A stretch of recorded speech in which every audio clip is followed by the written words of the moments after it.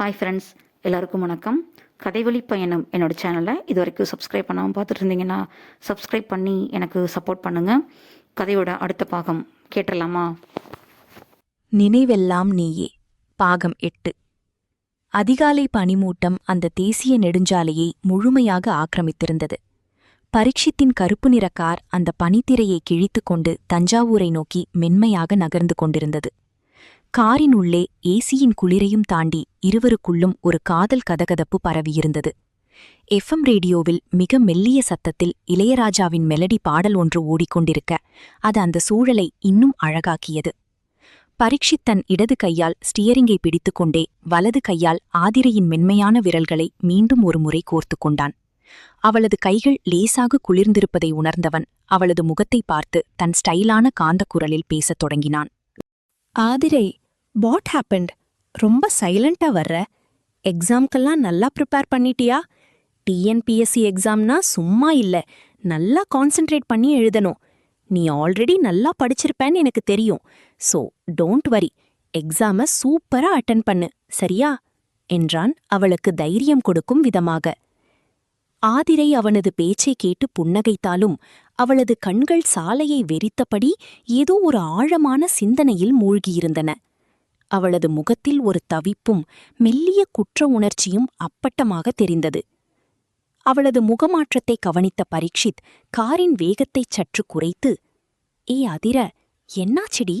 Exam பயமா இல்ல வேற ஏதாவது டீப்பா யோசிக்கிற மாதிரி இருக்கு? Anything wrong? என்றான் கவலையுடன். ஆதிரை மெதுவாக தன் முகத்தை திருப்பி பரீட்சித்தை பார்த்தாள். அவளது கண்கள் லேசாக கலங்கியிருந்தன.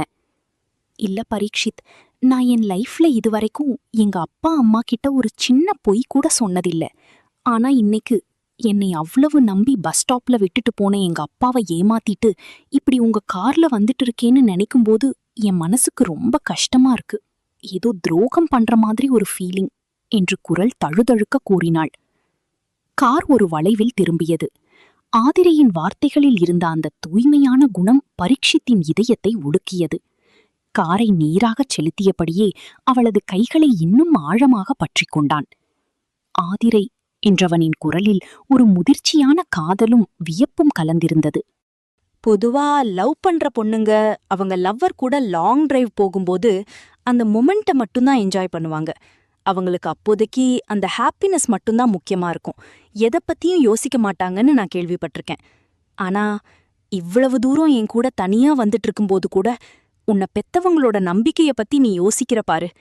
That's your speciality Aathrai. உன்னை நினைக்கும்போது எனக்கு அவ்வளோ பெருமையா இருக்குடி.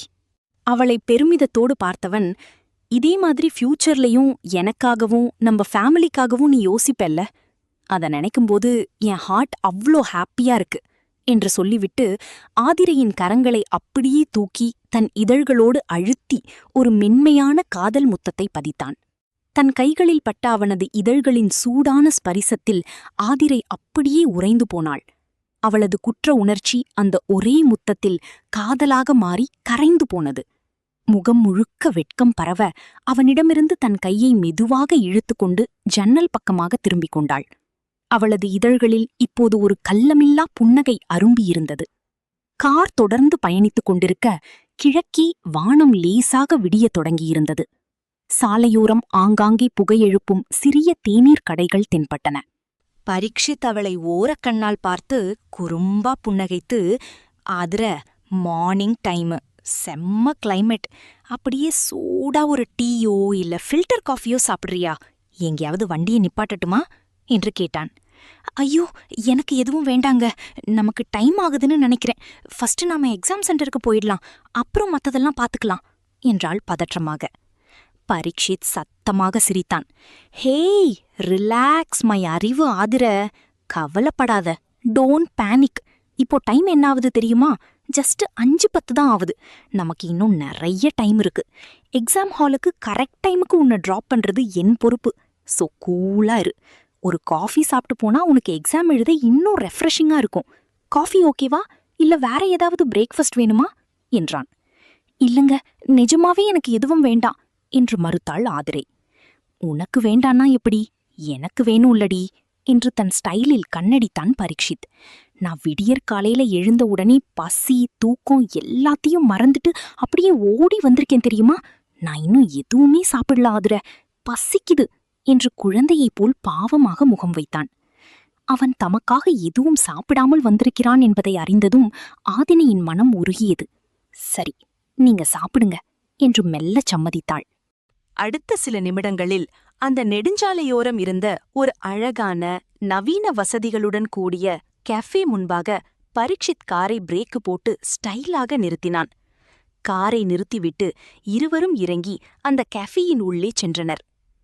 அதிகாலை பனியின் குளிரில் அந்த அமைதியான கஃபேயில் ஆதிரையும் பரீட்சித்தும் அருகருகே அமர்ந்து தங்களின் சுட சுட காஃபியை பருகத் தொடங்கினர். அந்த பயணத்தின் ஒவ்வொரு நொடியும் அவர்களின் காதல் கதையில் ஒரு புதிய அத்தியாயத்தை எழுதிக் கொண்டிருந்தது. இப்போதைக்கு இந்த காஃபிய குடிச்சுக்கோ ஆதிரை, அப்புறம் கரெக்டா ஒரு 8 போல ஏதாவது ஹெல்த்தியா பிரேக்ஃபாஸ்ட் சாப்பிட்டுட்டு தான் எக்ஸாம் ஹாலுக்கு போகணும். எம்டி ஸ்டொமக்ல போனா அங்க எக்ஸாம் ஒழுங்கா எழுத முடியாது, உன்னோட கான்சென்ட்ரேஷன் மிஸ் ஆகும், ஓகேவா என்று தன் மெடிக்கல் ஸ்டைலில் அக்கறையாக கட்டளையிட்டான் பரீட்சித். காஃபி குடித்து முடித்ததும் இருவரும் மீண்டும் வந்து காரில் அமர்ந்தனர். கார் தஞ்சாவூர் நெடுஞ்சாலையில் மெதுவாக முன்னேறியது. சாலையின் இருபுறமும் அடர்ந்த மரங்கள் குடைபிடிக்க அதிகாலை சூரியனின் இளம் கதிர்கள் பனித்திரையை கிழித்துக் கொண்டு பூமியில் விழுந்தன. பரீட்சித் காரை நிதானமாகச் செலுத்திக் கொண்டே அடிக்கடி இடப்புறம் திரும்பி ஆதிரையை பார்த்தான். அவளோ தன் முகத்தில் படர்ந்த வெட்கத்தை மறைக்க ஜன்னல் கண்ணாடியின் வழியே வெளியே வேடிக்கை பார்ப்பது போல பாசாங்கு செய்தாள். அவனது தொடர் பார்வையின் தவிப்பு தாங்காமல் கார் திடீரென சாலையோரமாக பிரேக் போடப்பட்டு நின்றது. ஆதிரை பதறிப்போய், "இங்க என்னாச்சு? ஏன் வண்டியை நிப்பாட்டிட்டீங்க?" என்று கேட்டாள். பரீட்சித் ஸ்டியரிங் மீது கை வைத்து அவளை நோக்கி முழுமையாக திரும்பி, "ஏய் அதிர, என்னாச்சுடி உனக்கு?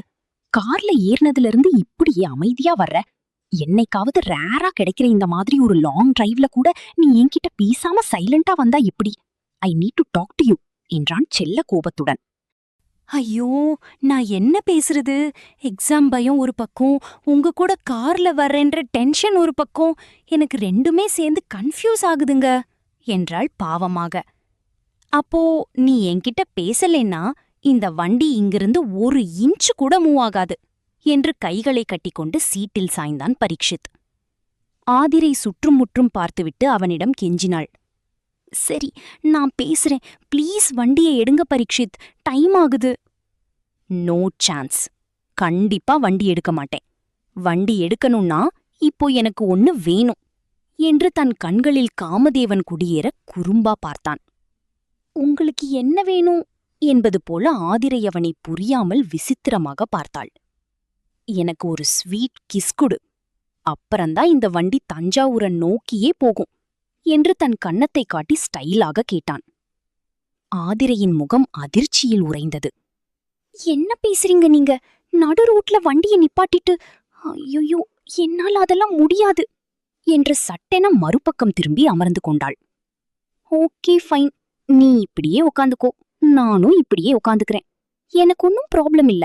உனக்கு தான் எக்ஸாமுக்கு லேட் ஆகும். நான் கேட்டது கிடைச்சா மட்டும்தான் இந்த வண்டி ஸ்டார்ட் ஆகும்" என்று ஒரு அக்மார்க் பிடிவாதக்காரனாக பேசினான். "ப்ளீஸ்ங்க, போலாம், ஏன் இப்படி பண்றீங்க?" என்று அவள் கெஞ்சியும் பரீட்சித் அசைவதாக இல்லை. "நான் சொன்னா சொன்னது தாண்டி, என் அறிவு அதிர" என்றான். "ஐயோ, நாம மெயின் ரோட்ல இருக்கோம் பரீட்சித், யாராவது பார்த்துட்டா என்ன ஆகுறது?" என்று ஆதிரை பயந்து நடுங்கினாள். ஹே கம்மான், இதோ பாரு, இன்னும் முழுசா விடிய கூட இல்ல.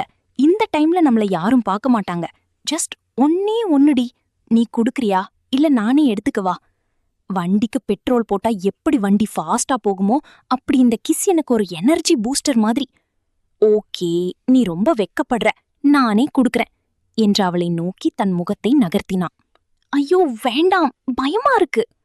ஹே பயப்படாதடி, இந்த கார் விண்டோ கிளாஸ் எல்லாம் 1 வே டிசைன். வெளியில இருக்கிறவங்களுக்கு உள்ள நடக்கிறது எதுவுமே தெரியாது. சோ குயிக் குயிக் என்றான் அவசரப்படுத்தி. ஆதிரை வேறு வழியே இல்லாமல் இதய துடிப்பு 100ஐ தாண்ட, சரி அந்த பக்கம் திரும்புங்க என்று மெல்லிய குரலில் சொன்னாள். பரீட்சித் ஆசையோடு தன் கன்னத்தை அவளுக்கு நேராக காட்டினான். ஆதிரை தன் உதடுகளை அவனது கன்னத்தின் அருகே மெதுவாக கொண்டு சென்றாள். ஆனால் அவள் முத்தம் கொடுக்கப் போன அடுத்த மைக்ரோ செகண்ட் பரீட்சித் டக்கென்று தன் முகத்தை திருப்பினான். கன்னத்தில் விழ வேண்டிய அவளது மென்மையான உதடுகள் எதிர்பாராமல் பரீட்சித்தின் இதழ்களோடு நேருக்கு நேர் பற்றிக் கொண்டன. ஆதிரை அறியாமலேயே அது ஒரு ஆழமான உதட்டு முத்தமாக, லிப்லாக்காக மாறிப்போனது. அதிர்ச்சியில் ஆதிரை பின்வாங்க முயல பரீட்சித் அவளது தலையை மென்மையாக பற்றி அந்த திருட்டு முத்தத்தின் சுவையை இன்னும் சில நொடிகள் நீட்டித்துவிட்டு அவளை விடுவித்தான். ஆதிரை வெட்கத்தின் எல்லைக்கு சென்று முகத்தை இரு கைகளாலும் மூடிக்கொண்டு சீட்டோடு சுருங்கி அமர்ந்தாள். நீங்க ரொம்ப மோசமானவர் என்று பொய்யாக கோபித்துக் கொண்டாள். பரீட்சித் தன் இதழ்களை துடைத்துக் கொண்டு கார் சாவியை திருப்பி ஸ்டார்ட் செய்தான். வாவ், இந்த முத்தம் இன்னும் கொஞ்சம் ஸ்ட்ராங்கா இருந்திருக்கலான்னு தோணுது. பட் ஓகே, இப்போதைக்கு இந்த டோஸ் போதும், மீதிய அப்புறமா வாங்கிக்கிறேன் என்று சிரித்துக்கொண்டே காரை வேகப்படுத்தினான். அப்போது அவனது மொபைல் போன் சினுங்கியது. டிஸ்பிளேயில் அவனது உயிர் நண்பன் லக்ஷித் பெயர் மின்னியது. பரீட்சித் போனை எடுத்து அதை லவுட் ஸ்பீக்கரில் போட்டு ஆதிரையின் கையில் கொடுத்தான். இது அப்படியே பிடிச்சுக்கோடி ஆதிரை, நான் டிரைவ் பண்ணிட்டே பேசுறேன் என்றான். போனை ஆதிரை கையில் பிடித்ததும் லக்ஷித்தின் சத்தம் காரின் உள்ளே பலமாக கேட்டது. டி பரீட்சித், நைட்டு தாண்டா என்கிட்ட ஆதிரையை எக்ஸாமுக்கு கூட்டிட்டு போறேன்னு சொன்னேன். காலையில கிளம்பும் போது ஒரு வார்த்தை கூட என்கிட்ட சொல்லாம கிளம்பிட்ட. ஏண்டா, என்ன ஒரு மனுஷனா மதிக்க மாட்டியா நீ என்று சண்டைக்கு வந்தான். பரீட்சித் சிரித்துக்கொண்டே, சாரிடா மாப்ள, நீ நல்லா தூங்கிட்டு இருந்த, அதான் டிஸ்டர்ப் பண்ண வேணான்னு வந்துட்டேன். நாங்க இப்போ திருச்சியை தாண்டி வந்துட்டு-இருக்கோம் என்றான். அப்படியாடா? ஓகே ஓகே, எனக்கு இப்பதான் தெரியுது. இன்னைக்கு ஹாஸ்பிட்டல்ல உன்னோட டியூட்டியையும் சேர்த்து எனக்கு தான் போட்டு வச்சிருக்காங்க போல என்றான் லக்ஷித். அப்படியா? தேங்க்ஸ்டா Lakshit, I am really sorry என்றான் பரீட்சித். பரவாயில்லடா, இப்ப எனக்கு இன்னைக்கு ஃபுல் டியூட்டி. நீ கவலைப்படாம என்ஜாய் பண்ணு. ஃபர்ஸ்ட் டைம் உன்னோட ஆள் கூட ரொம்ப தூரம் டிராவல் பண்ற. So happy journey. ஆனா ஒன்னுடா, அப்பப்போ ஏதாவது ஸ்ட்ராங்கா பண்ணிக்கோ, புரியுதா என்று லக்ஷித் குறும்பா பேசிவிட்டு சிரிக்க, ஆதிரை முகம் சிவந்து பரீட்சித்தை பார்க்க அவன் அவசர அவசரமாக போனை வாங்கி கட் செய்தான். ஆதிரை உதட்டை சுருக்கி, எல்லாம் அந்த லக்ஷித் அண்ணன் பேச்சு கேட்டுதான் நீங்க இதெல்லாம் பண்றீங்க போல. உங்களுக்கு ஐடியா கொடுக்கறதே அவர்தானே எனக்கு இப்பவே தெரிஞ்சிடுச்சு. இனிமேல் நீங்க அவர் கூட சேராதீங்க என்று செல்லமாக அதிகாரம் செய்தாள். அடுத்த சில நிமிடங்களில் ஆதிரையின் போன் அடிக்கத் தொடங்கியது. எடுத்து பார்த்தால் அவளது அம்மா பூமயில். ஆதிரை பதற்றத்துடன் போனை எடுத்து, ஹலோ அம்மா என்றாள். என்ன ஆதிரைமா, பஸ் ஏறிட்டியா? நல்லபடியா போயிட்டு வாப்பா, எக்ஸாம் நல்லா எழுது. இப்போ பஸ் எங்கம்மா வந்துட்டு இருக்கு என்று அன்போடு விசாரித்தார். ஆதிரை தன் குரலை மாற்றிக்கொண்டு, பஸ் ஏறிட்டேம்மா, திருச்சி தாண்டிட்டேன், நல்லா எழுதுறம்மா என்று சொல்லி போனை வைத்தாள். அம்மா வைத்த அடுத்த நிமிடம் தோழி சுமதி கால் செய்தாள். என்னடி கிளம்பிட்டியா? நான் தான் பாதுகாப்புக்கு வர்றேன்னு சொன்னேன், என்ன வேணான்னு சொல்லிட்டு இப்போ நீ பரீட்சித் கூட கார்ல ஜாலியா போயிட்டு இருக்கியா என்று கிண்டல் செய்தாள். ஆமாடி, அவர் கூட தான் போயிட்டு இருக்கேன் என்றாள் ஆதிரை மெதுவாக. சரி சரி, பார்த்து பத்திரமா போயிட்டு வாங்கடி. யாராவது பார்த்துட்டு உங்க 2 பேருக்கும் அங்கேயே வச்சு கல்யாணத்தை பண்ணி வச்சிட போறாங்க. அதுவும் நல்லதானே உனக்கு. பயப்படாம எக்ஸாம் நல்லா எழுதிட்டு வாடி என்று சொல்லி சுமதியும் போனை வைத்தாள். பரீட்சித் வியப்போடு அவளை பார்த்தான். அடடா ஆதிரை, உனக்கு எத்தனை பேர் கால் பண்றாங்க பாரு. உன்னோட இந்த அட்டெண்டன்ஸ் செக் பண்றத பார்த்தா உன்னை எங்கேயுமே கூட்டிட்டு போக முடியாது போலயே. ஓகே, எக்ஸாம் முடிஞ்சதுக்கப்புறம் நம்மளோட பிளான் என்ன என்று கேட்டான். எக்ஸாம் முடிஞ்சதும் 2:30 பஸ்ஸை பிடிச்சி நான் வீட்டுக்கு வந்துடுவேன்னு அப்பா கிட்ட சொல்லிட்டேன். உங்களுக்கு தான் தெரியுமே, இதுவரைக்கும் நான் எக்ஸாம் முடிஞ்ச உடனே வீட்டுக்கு போயிடுவேன். அதனால நாம அப்படியே ரிட்டர்ன் போறது தான் நல்லது என்றாள்.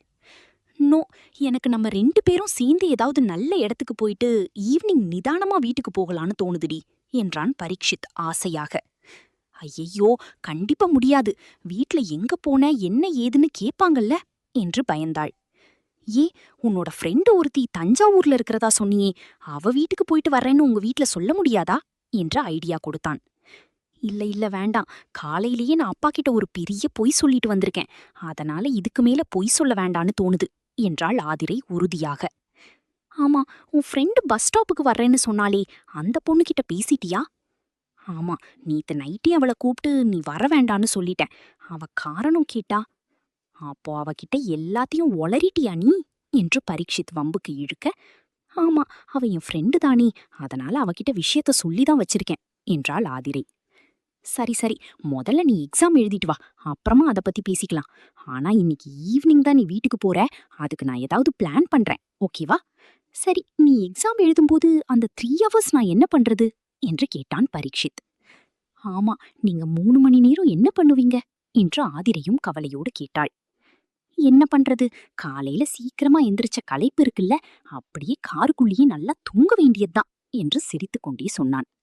அவர்களின் பயணம் தொடர்ந்து கொண்டே இருக்க பரீட்சித் அடுத்த கியரை மாற்றிவிட்டு அவளை ஓரக்கண்ணால் பார்த்தான். அவனது மனதில் அடுத்த காதல் குறும்பு தட்டத் தொடங்கியது. அப்புறம் ஆதிரை, நம்ம மேரேஜ்க்கு அப்புறம் நமக்கு எத்தனை குழந்தைங்க பெத்துக்கலாம்? உன்னோட ஆசை என்ன என்று எதிர்பாராத கேள்வியை கேட்டு அவளை அதிர வைத்தான். ஆதிரை அதிர்ச்சியில் முகம் சிவந்து, ஐயோ, அத பத்தி இப்போ ஏன் பேசுறீங்க? அதெல்லாம் அப்புறம் பாத்துக்கலாம், வண்டியை ஓட்டுங்க என்றாள் வெட்கத்தை நெளிந்தபடி. ஏய், உன் கூட பேசுறதுக்கு எனக்கு இப்பதானடி டைம் கிடைச்சிருக்கு. இப்பதான் இதெல்லாம் பேச முடியும். சும்மா சொல்லு, உனக்கு எத்தனை குழந்தைங்க வேணும் என்று விடாமல் கெஞ்சினான். ஆதிரை வேறு வழியில்லாமல், ஒன்னு போதும், ஒரே ஒரு குழந்தை போதும் என்றாள் மெதுவாக. வாட், ஒன்னே ஒன்னா? நோ சான்ஸ் ஆதிரை, எனக்கு 3 குழந்தைங்க வேணும். அதுவும் 3மே உன்ன மாதிரி குட்டி குட்டியா பெண் குழந்தைங்களா வேணும், புரியுதா என்றான் ஆசையுடன். 3ஆ? என்ன சொல்றீங்க நீங்க? எதுக்கு அத்தனை குழந்தைங்க என்று கண்கள் விரிய கேட்டாள். ஏய், நம்ம லவ்வுக்கு அடையாளமா நாம ஒரு 10 குழந்தைகளை கூட பெத்துக்கலாம். நான் வெறும் 3 தானே கேக்குறேன். கண்டிப்பா எனக்கு 3 பெண் குழந்தைங்கள நீ பெத்து கொடுக்கணும், புரியுதாடி என்று அவன் பாட்டுக்கு அடுக்கிக் கொண்டே போக, அவனது அந்த ரொமான்டிக்கான பேச்சில் காரின் உள்ளே காதல் மழை பொழியத் தொடங்கியது. இப்படியே பல சுவாரஸ்யமான குறும்பான கேள்விகளை அவன் கேட்டுக்கொண்டே வர, ஆதரையும் வெட்கமும் காதலும் கலந்த பதில்களை கூறிக்கொண்டே வந்தாள். அவர்களின் உரையாடல் அந்த தஞ்சாவூர் எக்ஸாம் சென்டர் நெருங்கும் வரை நீடித்தது. கல்லூரி வாசல் கண்ணில் பட்டதும் பரீட்சித் காரின் வேகத்தை குறைத்து அவளை பார்த்தான். ஓகே ஓகே, இதுக்கு மேல உன்கிட்ட பேசினா உன் நினைப்பு எல்லாம் என் மேலேயே தான் இருக்கும். அப்புறம் நீ எக்ஸாம் ஒழுங்கா எழுத மாட்ட. சோ இப்போதைக்கு இந்த ரொமான்ஸ் போதும். ஆல் த பெஸ்ட் மை தேவதே என்று தன் காந்த புன்னகையோடு விடை கொடுத்தான் பரீட்சித். மீண்டும் வருவாள்.